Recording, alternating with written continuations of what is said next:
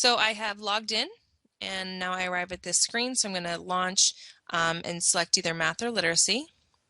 And then I'll select my curriculum pack. And that, of course, for the students, the teacher will need to let them know which one to go into and hit transport. Okay, so there's three ways to get into a game room. You can either create a game room, but that will only work if you're playing alone or if you want other people on your same network to play with you. You can also click one of these buttons and you will join an in-progress public game room. So you never know if that's going to have like 10 seconds or 18 minutes left. So I think it's best to do browse and search. So this is going to show you the full list of game rooms. So all these rooms start with auto start. These are all the open public game rooms. So these are open. These are actually kids in here playing right now. So all that you know is what their game name is. You have no idea where they're located. You have no idea who they are. You have no idea what they're playing. You know their game name and the number of points that they're earning if you're inside the game. So this will show you information about the game. So level and topic for a public room is always going to be player chooses, which means, again, the student will always need to know sort of their assignment for the day, what they need to work on. And it will show you the status. So this is a game in progress, and this game has not started yet. And then also you'll need to check over here just in case. This little open lock means it's open. Occasionally you'll see one that's got a locked, like this one. So this is a training room. It's locked. You can't get in without a password. So, and then you can see, you might be able to see if your friend is playing. If they're online at the same time, you might see their game name and you might want to join theirs. So this game has not started yet. So there's actually a timer on some of these where if somebody doesn't start it, it's going to start automatically after a certain amount of time. I believe it's 2 minutes. So the student may need to kind of sit and wait for other people to come in and get the room started. Are you familiar with this screen at all? Curriculum settings that the kids are going to need to use to assign or to select the skills that the teacher has assigned them. So normally you're able to select the level and topic here.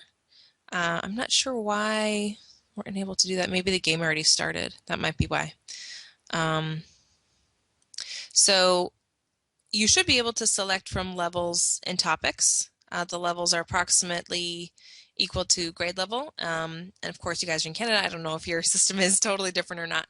And then the topics are kind of like the content strands. So all the math topics are the same. It's number and operations, algebra, measurement, geometry, and data and probability. Sometimes this happens. You might need to research and join again. Well, sure.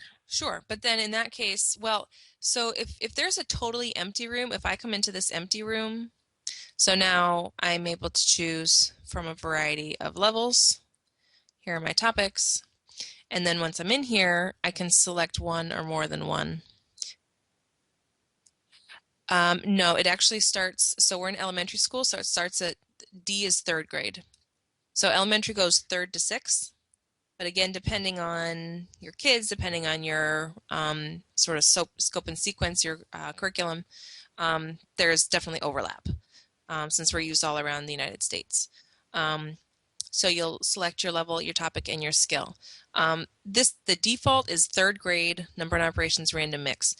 We always tell teachers do not do that because that's not going to help data-wise. That's not going to tell you anything helpful because it's going to give a bunch of questions or a few questions from a bunch of different skills. So you really want to target, exactly. So make sure to target 1 or 2 related skills.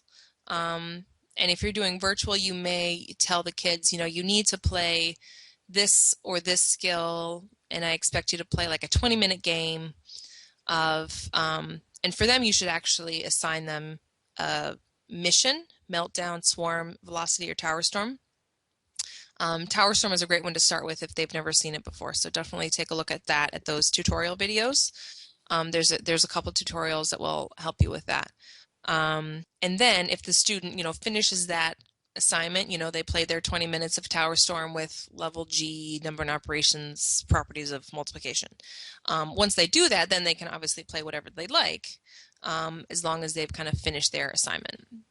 So that sort of management piece that would come from, a teacher walking around the classroom is going to be a little bit different for your teachers that are working virtually. Okay. Well, the reason that you'd create a class is for the data. When you pull the reports, you can pull reports for your class specifically, because otherwise everything will come up for the entire school. You will want the kids to do browse and search.